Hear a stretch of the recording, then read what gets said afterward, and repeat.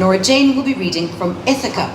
Now, in Ithaca, under the heaven tree of stars, Bloom and Stephen make it back to 7 Eccles Street, the real-life house in which Joyce had visited his friend John Francis Byrne. Though the house no longer exists, the door was saved and lives in the backyard of the Joyce Centre. Ithaca is written as a series of questions and answers as Bloom ponders life's biggest concepts, literally the sun, the moon, and the stars. It is now 1 a.m. Bloom forgets his key and is snuck into his house, trying not to wake the sleeping Molly. They drink cocoa before Stephen has sobered up enough to leave and heads off into the Dublin night. Bloom finally lies down in bed, head to tail with Molly, gives her a cheeky kiss on the bum, and rests. To read this all for us, please welcome the incredibly talented Nora-Jane Noone.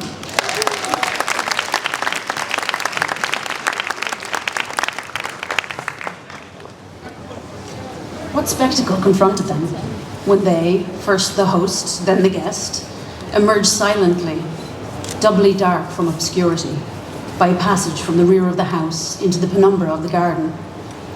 The heaven tree of stars hung with humid night blue fruit.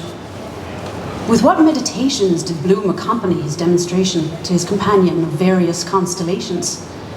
Meditations of evolution, increasingly vaster, of the moon invisible in incipient lunation, approaching perigee, of the infinite, litigious, scintillating, uncondensed Milky Way, discernible by daylight by an observer placed at the lower end of a cylindrical vertical shaft 5,000 feet deep, sunk from the surface towards the centre of the Earth.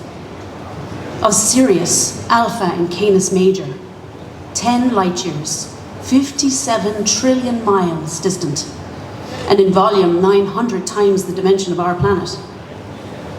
Of Arcturus, of the precession of equinoxes, of Orion with belt and sextuple sun Theta, and nebula in which 100 of our solar systems could be contained, of moribund and of nascent new stars such as Nova in 1901, of our system plunging towards the constellation of Hercules, of the parallax or parallactic drift of so-called fixed stars, in reality ever moving, from immeasurably remote eons to infinitely remote futures, in comparison with which the years 70 of allotted human life formed a parenthesis of infinitesimal brevity. Were there obverse meditations of involution increasingly less vast? Of the eons of geological periods recorded in the stratifications of the Earth? Of the myriad minute entomological organic existences concealed in cavities of the Earth, beneath removable stones, in hives and mounds of microbes, germs, bacteria, bacilli, spermatozoa, of the incalculable trillions of billions of millions of imperceptible molecules contained by cohesion of molecular affinity in a single pinhead, of the universe of human serum constellated with red and white bodies, themselves universes void of space, constellated with other bodies, each in continuity, its universe of divisible component bodies, of which each, again, was divisible in divisions of redivisible component bodies. Dividends and dividers, ever diminishing, without actual division, till, if the progress were carried far enough, naught, nowhere was never reached. Why did he not elaborate these calculations to a more precise result? Because, some years previously, in 1886, when occupied with the problem of the quadrature of the circle, he had learned of the existence of a number, computed to a relative degree of accuracy, to be of such magnitude and of so many places, example, the 9th power of the 9th power of 9, that, the result having been obtained, 33 closely printed volumes of 1,000 pages each of innumerable quires and reams of India paper would have to be requisitioned in order to contain the complete tale of its printed integers of units.